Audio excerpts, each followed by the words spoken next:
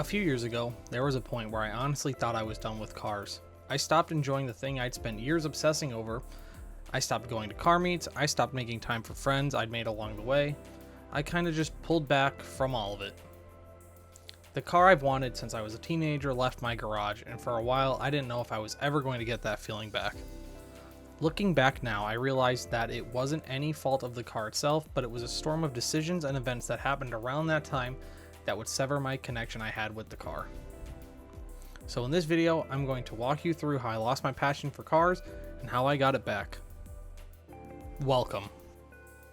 If you clicked on this video, chances are you either found my channel through one of my Civic Type R POV toge drives, one of my install videos, or maybe this is your very first video you'll ever see of me. Either way, welcome. My name is Cheech. For my entire life, cars have been one of the biggest parts of who I am. Not just as a hobby, but as something that shaped me into the person I am today. They've introduced me to some of my closest friends, taught me patience, emptied my wallet more times than I'd like to admit, and given me some of my favorite memories. Chapter 1. The early years. As a kid, I was only ever really exposed to classic muscle cars and old trucks. That's what my dad was into. That changed in 2001 when a movie some of you have probably heard of called The Fast and the Furious came out. My cousin at the time was turning 16 and wanted a car from the movie, so he and my dad went and got an old Honda Prelude and started working on it. I was about a year old at the time, and I got to hang out in the garage with them and all of my cousin's friends. Up at 2 a.m., probably listening to music I shouldn't have been listening to and probably causing sleep issues later in life. The rest of my childhood had the typical young car kid events, playing with Hot Wheels on the floor, seeing the car movies, and drawing cars. My early teenage years, from about 11 to 15, I was heavily into skateboarding. I was in middle school, not worried about the future, and just living life. I'd listen to dubstep and nightcore in my free time, and one day after school I got recommended a video of Mad Mike's Red Bull FD Formula Drift car drifting up a mountain. After that video I was hooked, but at first it was the music that pulled me in, not the cars. Back then it was common for drift videos to be re-edited with dubstep over them, so I was really just listening to the music I liked with drift cars in the background.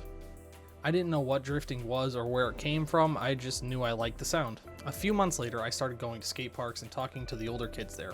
I was about 12 and they were roughly 16 to 20 years old. Like any young skater, you just want to be like the older kids, the tricks they do, the cars they pull up in, and that's where I got my first real exposure to slammed cars, specifically Volkswagens. Coming from the Northeast, there's a huge Volkswagen stance scene.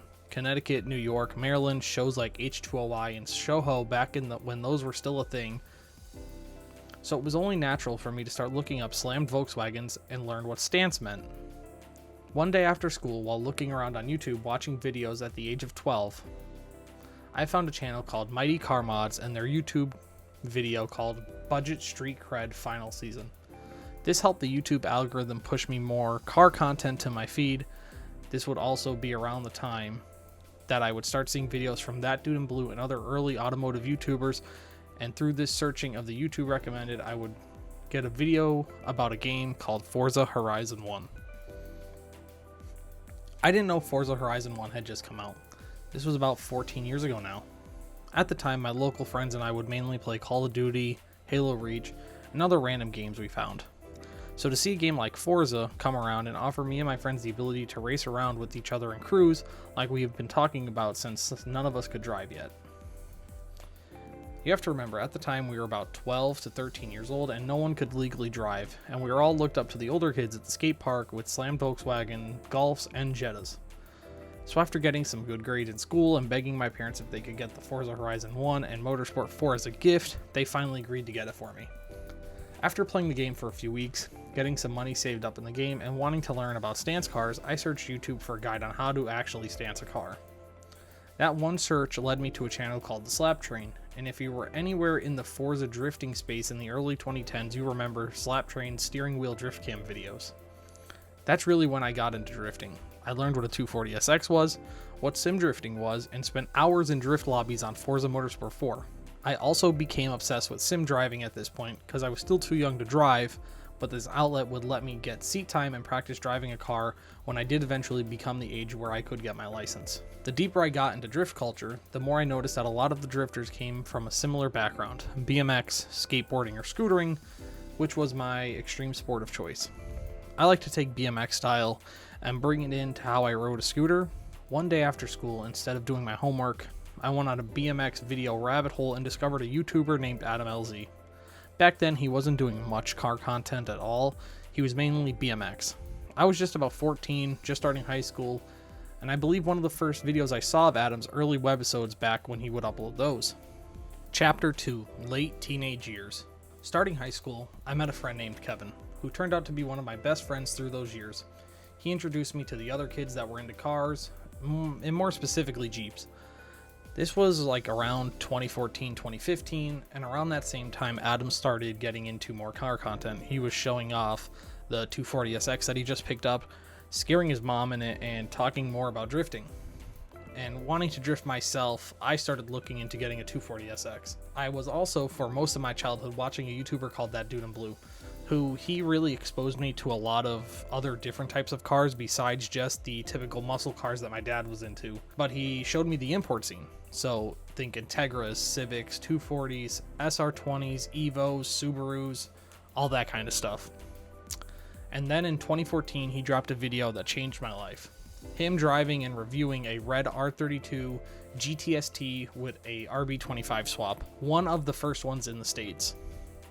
That video is where I learned what importing actually was and why some of the cars I'd seen in Forza were right-hand drive. Up until then, I honestly thought it was just something the game did, and I didn't really put two and two together. That sent me down a rabbit hole of the 25-year import rule, the GTR, the Silvia S15, cars that I'd seen in Forza without really knowing what they were or where they came from. All I knew is they came from Japan. And I'd known about Japan before that, mostly through World War II history and being big into airsoft as a kid. Anything in the Call of Duty military space, my buddies and I would practically spend our childhood playing a made-up game in the yard called Bam Bam. That was really just an argument 99% of the time, but coming back to it, I started learning Japan had this whole deep history of car culture, tuning, and drifting. Realizing Japan had drifting, stance culture, and nightcore adjacent music that I listened to when I was younger, I found a YouTuber called Nariaro. Someone actually living in Japan, going street drifting, going to tracks and stance shows, doing all the stuff that I thought was cool and I was interested in. Around this point, I was kind of also living two lives. You know, during the school day, I would be in school with Kevin and my school friends, talking about Jeeps and off-roading and cars and trucks and stuff like that. But when I would got home, I would hang out with a different group of kids who were more into the anime and Japanese culture. And the way that my group of friends that I hung out with outside of school got treated in school kind of made me want to keep that to myself a little bit more. So that mindset got reinforced when I asked my parents for a 240SX as my first car, and they pretty much shut it down on the spot. A drift car isn't exactly built for Northeast PA winters, which I can't really blame them. Growing up, my dad had a Jeep Cherokee XJ that I always thought looked cool.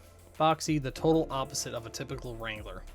So after telling my parents that I wanted a Jeep, we ended up purchasing a Grand Cherokee ZJ first, which I didn't love, and we ended up selling that because eventually we found an XJ for sale that was pretty rotted out. It needed a lot of work, but it was going to be my first vehicle, and I was super excited.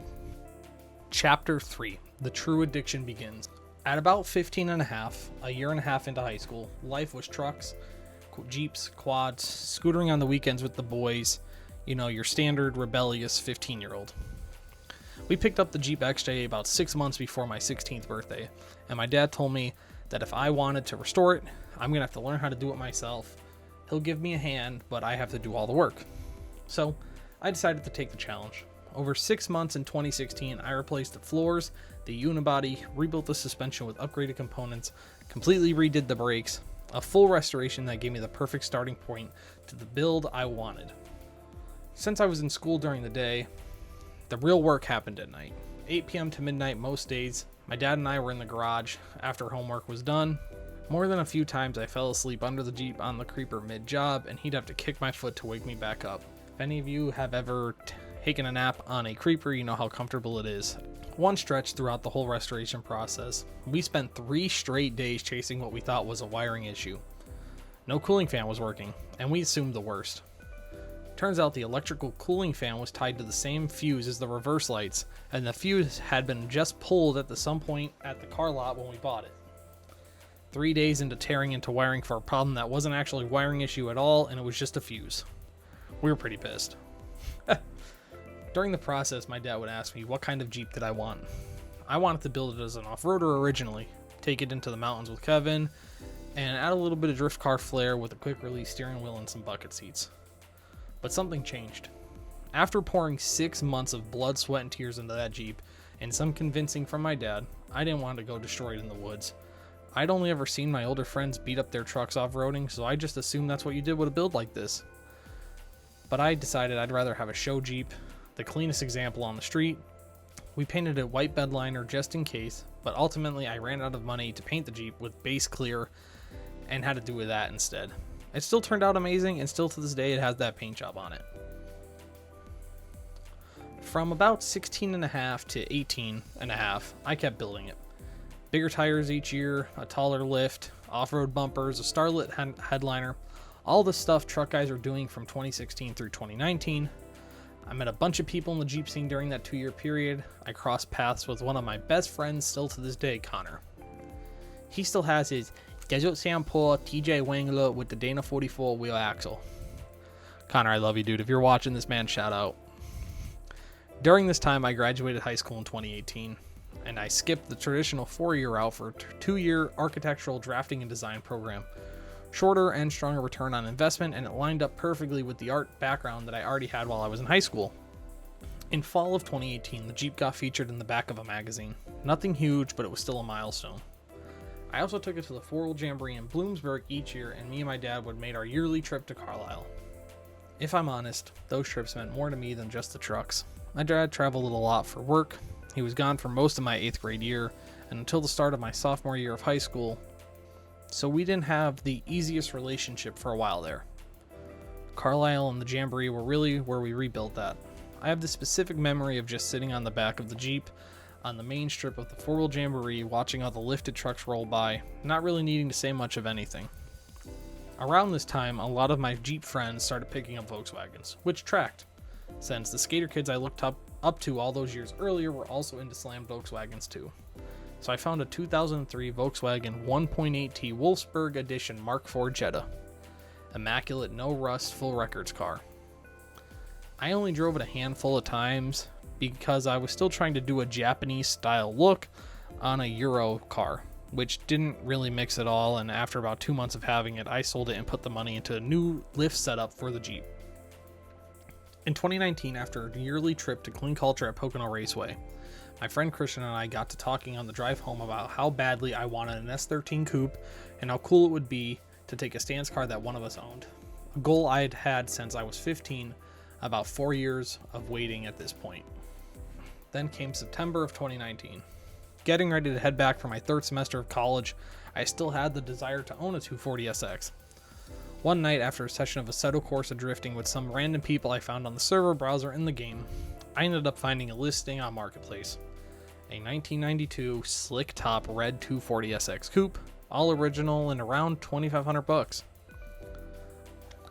Someone else was scheduled to see it at first, but later that next day I got word that they passed. I ran to my parents and convinced them that to lend me the money, which had one condition attached to it. They'd only front me the money for the car if it was actually in good shape in person. So the drive to go see it was full on anxiety the whole way. If it turned out to be beat up, the deal was off and I wasn't getting a 240SX. Full stop. Pulling up and seeing it in person and seeing firsthand how well it actually had been taken care of was pure relief. The first drive went completely flawless, no engine noise, no transmission issues, nothing. Just a clean, well-kept car. The car wasn't mint though. Some rust on the rocker panel from a prior accident, but it was a solid restoration candidate. Still, I did all of the work on the Jeep all those years before it wasn't an issue for me, so we managed to pick it up for around $1,800 after negotiations. I drove it to school stock, drifted it a few times, and started planning out the first phase of the build for winter. repaint, fix the rocker, and order some aero from Japan. A set of 75mm Origin Labo Type 4 fenders I'd lined up through some import connections. Chapter 4. The Perspective Change. Start of 2020 was good. I just landed my first internship, I was dating my then girlfriend, now wife, and I was getting ready to order the fenders. Life was good. Then the world stood still. March came. Shipping stopped and I couldn't get the parts I needed. Over the next few months, I ended up getting laid off from the internship and I graduated college without a degree. My car was still on jack stands and still needed to be put back together, so I managed to scrape together enough to finish the paint. My girlfriend, hearing my original plan for a loud black / purple sparkle paint job, suggested something else. Painted the color I had always told her I liked, Millennium Jade Green, off of the R34 V-Spec Nerd GTR. So that's what I ended up doing. I painted it Millennium Jade Green, I put a KBD front bumper on it, and some dorky dory side skirts. It's one of those if you know parts, and some black hubcaps for now, and that was it. Called it a day. For the next 7 months, my girlfriend and I, both unemployed, just drove the car around. Back roads, exploring, enjoying its stock. This is really where my perspective on stance cars shifted. I realized that there was a whole side of car culture built around driving these cars on mountain roads, not just showing them or tracking them, enjoying them for what they were really built for. One drive from that stretch of time really stuck with me though. Around that time, I started feeling a bit left behind from my groups of friends. They'd go do things that I wanted to do too, just always on days that I had work or school and I couldn't make it. One place I'd wanted to see for years was Concrete City and the Graffiti Highway, a spot where people would ride their scooters down and ride on. I mentioned it to her, and instead of just letting me sit there wishing about it, she told me to come pick her up. And we were going right then. It was only about a 45-minute drive in the 240, but it was one of the best days of that summer. Just taking pictures and enjoying the day with her. Not long after that, I stopped hanging around with that friend group. By September of 2020, I had a part-time job back, about 3 days a week with not much money to spare, enough for some cheap parts to keep it running. I ordered some fake pink canards for it, a set of Raceland coilovers, and a strut after strut blue. Heading into 2021, I genuinely didn't know where any part of my life was going. In June of 2021, after saving most of my paychecks, I got offered a full-time position and started working from home full-time. With more time on YouTube, I discovered Sam and Albo, two car YouTubers and content creators who had a real impact on how I saw the car, framing real parts from the genuine manufacturers as the correct way to build these older Japanese cars. I saved up for a Recaro RSGE, mainly due to Albo's influence after hearing him praise the seat and the quality of a Recaro seat in his S2000. I picked up a set of used Rays 57 CR wheels off of Marketplace because they were genuine Rays wheels, and I knew that they were good wheels, and did the 5-lug conversion. Since September of 2020 also, I've been saving up and collecting parts for a Silvia front end conversion. To me, S13 coupes only really belong with the fixed headlights. The hunt for those parts turned up some of my favorite finds. One was a set of D-Max 40mm GT front fenders out of New Jersey, one of my dream parts at the time since they gave the front end the same look of the R34 GTR Z-Tune fender. The headlights had me a bit more worried though. S13 Silvia headlights are commonly damaged, and with how much time and money I was already in this car, I didn't want to put a set that wasn't worth it. I kept hearing Tommy F. talk about a place called UP Garage, so when I finally checked out their website, they had a set of S13 headlights. Brand new in the original box, glass lens and all. Immediate pickup. Still one of the best parts I found for that whole build. On top of that, a local friend of mine had an OEM metal hood, which I picked up off of him for the front end swap. By September of 2021 though, after months of following Samit, Albo, Tommy F. OEM Plus builds, and watching Adam build his R34 Midnight Purple GTR, I finally decided to order my dream body kit, an authentic Spirit Ray Miyabi kit through Mastermind North America. This was the exact kit I'd fallen in with years earlier without even knowing its name. It was a special moment for me. I'd been building towards it and stressing over it for so long, the second I actually hit order, the weight just lifted off of my shoulders. That moment got a little bit less dramatic though when my bank called right after and it asked me to verify a $3,600 charge on my account. Chapter 5, The Highest High. Early 2022 started off normal. Work, seeing my girlfriend on the weekends, you know, the usual stuff we typically did. Then in March, I got recommended an Instagram page for a local new meet, Wilkes Spare Cars and Coffee. And wanting to get the car looking the best it could since one of my mirrors had recently broken, I called a local Nissan dealer about a replacement. That call led me to someone who'd opened doors I did not think I could ever fully repay for. Shout out to Curtis at THN Parts if you're watching this. While picking up the mirror, we got to talking. He had a Z32 300ZX he was working on. I ended up showing him my S13 out in the parking lot, and he gave me a full tour of the shop's storage. R34 GTR fenders, hoods, quarter panels, S15 parts, stuff I'd never expect to see in Northeast PA of all places. But that's when he dropped the biggest surprise of all. He was the parts dealer for Adam LZ and Tommy F. Yeah, the same builders whose content I've been following for the better part of 8 years, working out of a small shop in Pennsylvania. While there, I ordered a set of Nismo center caps for the 57 CRs because I was a big Nismo guy. A week later, when I came back to pick them up, he handed me a handwritten note. They wanted me to be a part of their display at the upcoming Carlisle Import Nationals that was 4 weeks out. I was ecstatic. Clean Culture hasn't ran since 2019 at this point, so the show I'd always wanted to debut the car at no longer existed. This was arguably even bigger, a national level show and a business that I actually believed in. I truly believed in the Nissan name. For the next 2 weeks, every spare minute went into the garage, swapping the front end, sanding and repainting the whole car, the correct version of Millennium Jade, finishing the paintwork with 2 days to spare. The timeline was so tight, they were calling me while I was outside washing the wheels, asking when I'd be there because we were behind schedule. That weekend was a movie. We filmed a full walk around on the car there, which I'll drop in here. By Curtis from THN Parts, we're out here at the Carlisle Import Performance National.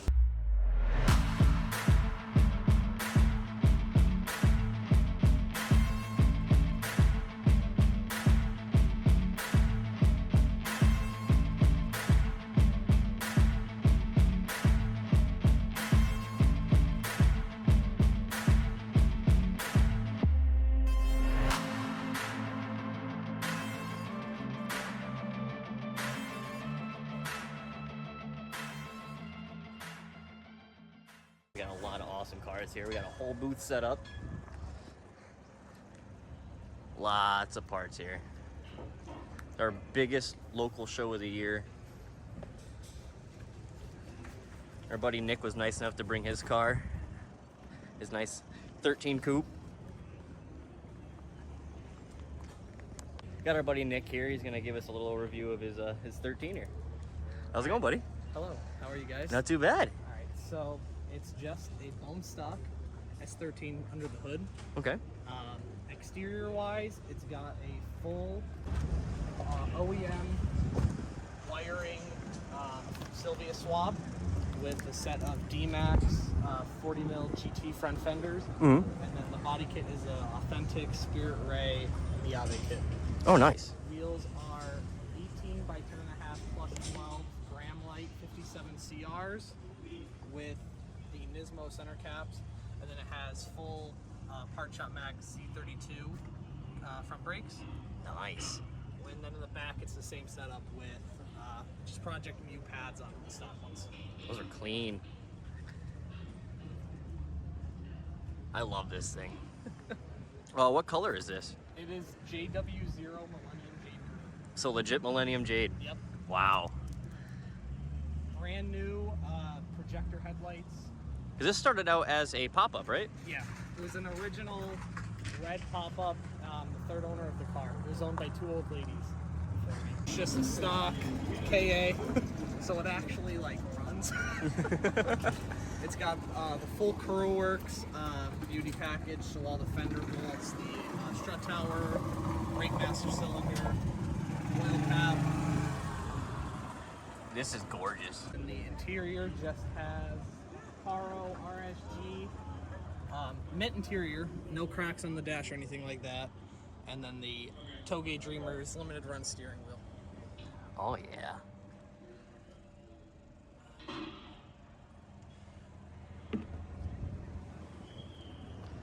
That's pretty much it. Yeah, we appreciate you bringing the car down, I'm glad you could be a part of it for the weekend. I met a ton of people in the area around us that were into Nissans and 240 SXs. I got to take a look at some of the other beautiful cars and even got a look at the new Nissan Z Proto that wasn't released just yet. So as you can see, after watching that little video walkthrough that Curtis ended up recording for me, not much had been done power-wise at that point. That was the next plan I had. I was looking at either doing an SR20 VVL setup or a K24 single turbo. After Carlisle, photos from the event started circulating online. I started gaining followers, getting tagged, and it felt like the right moment to launch a small project that I've been sitting on for a while.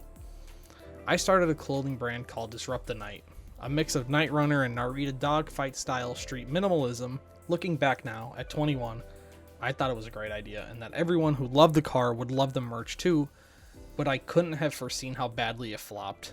I think I sold maybe 10 shirts to friends and family and barely broke even. The problem was, I tied the car to the brand.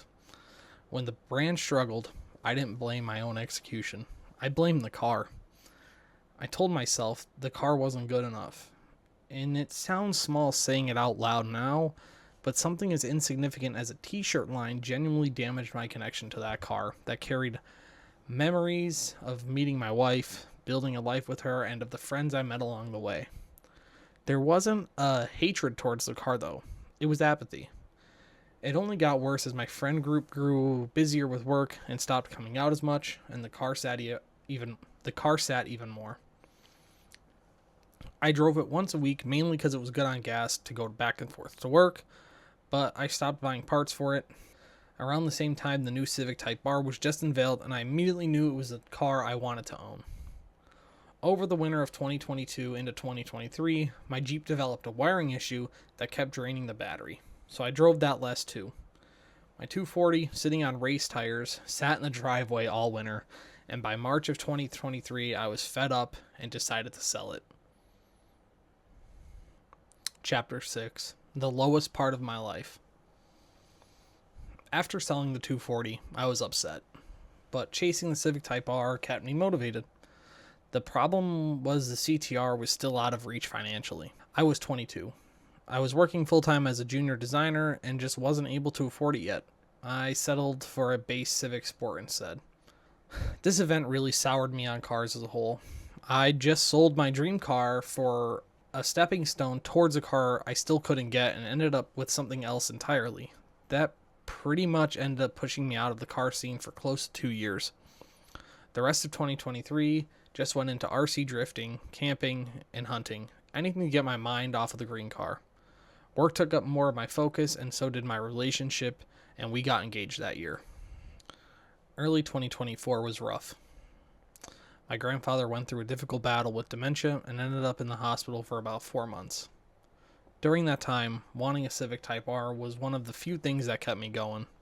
I'd look at a few, but never ended up pulling the trigger since I didn't have a down payment lined up. One day visiting him, I showed him a particular picture of a blue CTR, and he gave me his usual response. What the hell do you need that for? That was in February, and he ended up leaving us in April. I miss you, Pops. Later in the year, at a Beartooth concert that summer, I ended up finding a Z33 350Z for sale. A bit of a barn find, and picked it up hoping to get my spark back. It had a lot of problems, and I ended up selling it in early 2025 for a truck. After that, something in me just let go of wanting the Civic Type R. My wife and I spent the rest of 2024 going to concerts instead, about 40 shows that year. And we closed it out with Motionless in White's 10-year anniversary tour of Reincarnate. They're our hometown band, and we love them. I left the truck stock, no build this time, and just left it as is. We use it for range days with our friends more than anything. Target shooting, hanging out, and, that sort of stuff.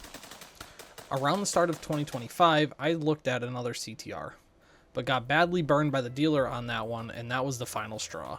I told myself I was done with cars, bought the truck, and got into the overland community instead. I also tried restarting the clothing brand in a different direction, though it never really went anywhere beyond building a small Instagram following.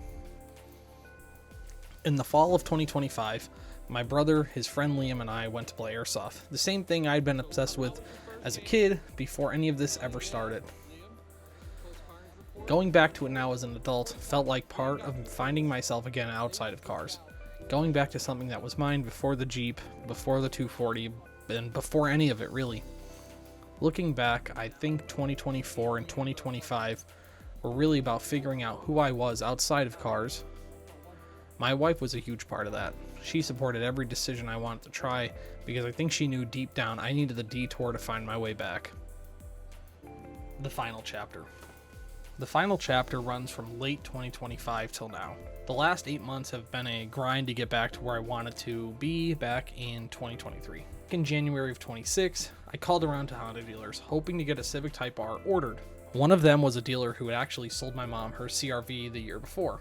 I talked to him about ordering one in, but they just didn't have allocations for one and they were kind of random when they got one. So I just had to wait. He told me they'd call me when something came in, which ended up being around 5 months out. In the meantime, the week before everything actually came together, I almost bought a red GR86 instead. One being shipped in from Japan, and I even put a $500 deposit down on it.